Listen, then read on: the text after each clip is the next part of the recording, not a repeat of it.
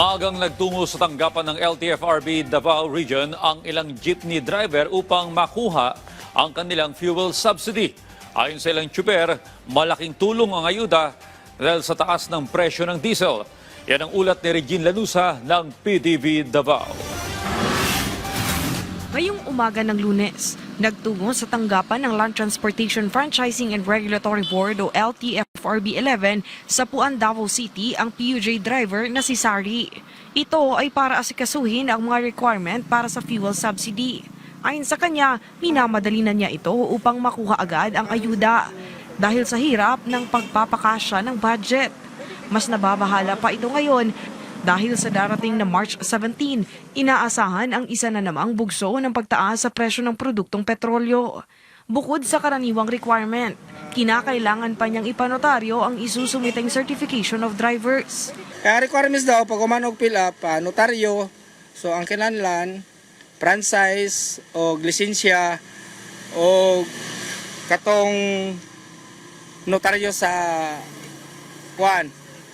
SPA. Ito rin ang reklamo ngayon ng PUJ driver na si Jaisel dahil dagdag gastos na naman umano ito para sa kanilang nagtitipid.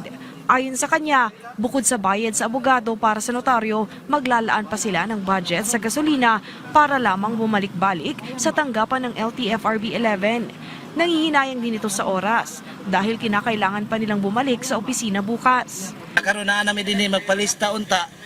Ipakitagaan mi po pabalik ko na po mi ugma kay pasa ni ug ngano man isa ko na dito ra. Gayunpaman, nilinaw ni LTFRB 11 Regional Director Nonito Llanos III na ang pagpapatupad ng pagnonotaryo ay patunay na sila ang tunay na driver ng jeep. Pagliwanag nito, nais ng gobyerno na maibigay sa tamang benepisyaryo ang ayudang inilaan para sa kanila.